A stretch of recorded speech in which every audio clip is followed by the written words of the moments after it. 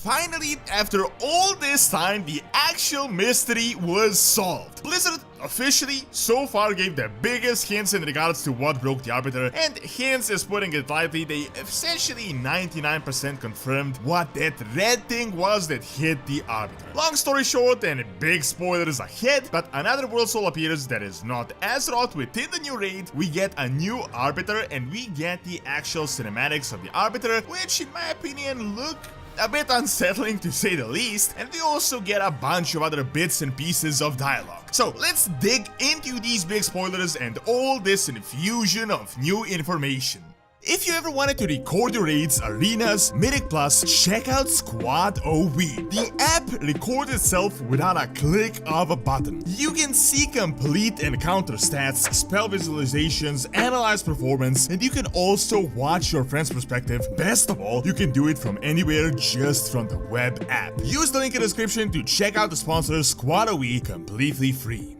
As you all already know and have probably learned thus far, we actually get a new Arbiter. This was revealed weeks ago and it is really old news at this point. We know that surprisingly enough, it was Pelagos, the Kyrian from Bastion, that I don't think there was a single person that saw this coming, but at that point in time, we only had a few data mined voice lines and a bunch of speculations to go along with that. However, now we have the questline progression, the actual chapters, the dialogues on what we are doing, we have the cinematics, and we have some crazy encounter information. As you also probably already know, thus far, Zowal used to be the original Arbiter of the Shadowlands, then he sought Zereth Mortis and the Sigils to reach it and to unmake reality, apparently so that he can create an eternity of torment. I'm guessing this implies that long ago, the Shadowlands were evil from our mortal perspective, so the Arbiter wasn't really the Arbiter as you would expect it to be. He was more like a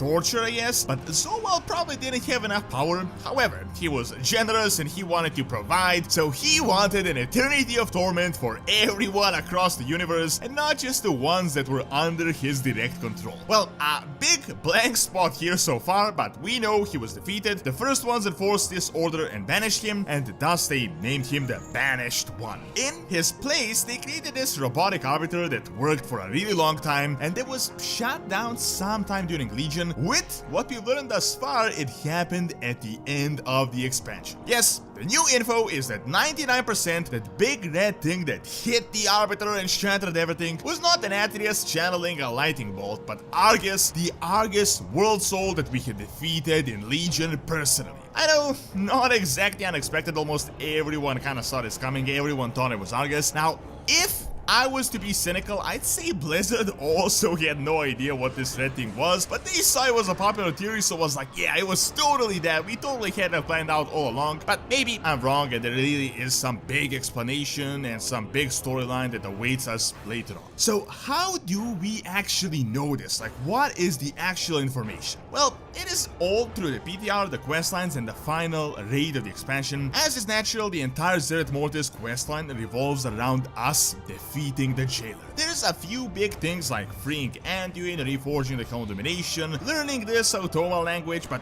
ultimately, it is just boils down to defeating his minions, the beings he mind-controlled inside Zereth Mortis, and ultimately defeating Zowal. Well, during one of these chapters, we need to reforge the Arbiter, and to do that, we need two major things, the voice and the vessel. Still kinda unclear how this works exactly, but it is interesting to speculate who was actually put inside the original, like the robotic Arbiter. Was it someone we knew? Could have big implications for the future, but I digress. We go further, we cleanse the Crypt of the Eternal, and we start the ritual of combining the two to get a new Arbiter. However, suddenly a Netrazim shows up, disrupts everything, just barges in, and starts infusing Argus' soul into the Arbiter, which means that the soul was present within the Shadowlands all this time. We believe we lost, but ultimately, Pelagos, the Kyrian, steps in and offers his entire soul in order to fix what was broken. Then we get a new cinematic where he says goodbye, and there is this entire emotional moment, and he accepts the burden or the blessing of becoming a new Arbiter of the Shadowlands. However,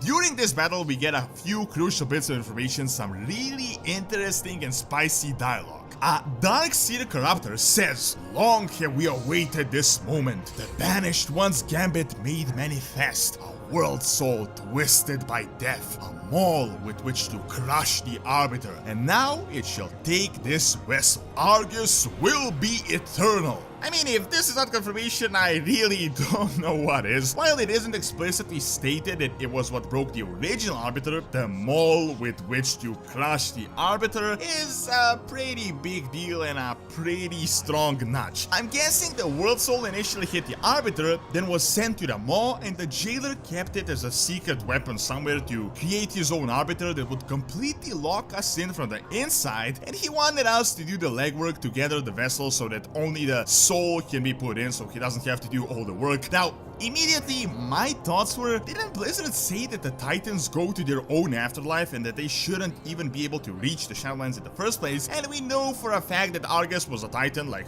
literally the entire Titan Pantheon was there, they played a role in this entire encounter. Well, I guess either this bit was retconned or they're going to explain this later on. My most logical speculation is that since the Jailer worked with the Legion through the Dreadlords, they somehow did something to infuse the Titan so that he could bypass this and he would be sent into the Shadowlands instead of their own afterlife, which is how they essentially weaponized it right under the Burning Legion's nose. So, the Jailer, the super crazy manipulator, destroyed the Legion, imprisoned Sargeras, and destroyed the Arbiter and broke the Machine of Death, all with one single act. Additionally, this makes even more sense as Argus always had a death vibe to him, first being called Argus the Unmaker and having death-themed abilities, and even the Jailer himself has a phase in the battle called the Unmaking, so there must be some type of a connection here between these two. However, it looks like this multi-dimensional plan doesn't happen and Argus doesn't become the new Arbiter. However, why this is important is that more than obviously the Jailer weaponized and used Argus to break the Machine of Death at the start of the Shadowlands. This is the closest confirmation we have at this point. Now, what happens next? We also have some big news, and that is that there is an entire cinematic in regards to the new model of the Arbiter, that is Pelagos. In fact, we got two new cinematics. It's just in-game ones, so nothing special, and it is dialogue we've data mined weeks ago, but we get all this new stuff, like we see how they look. However,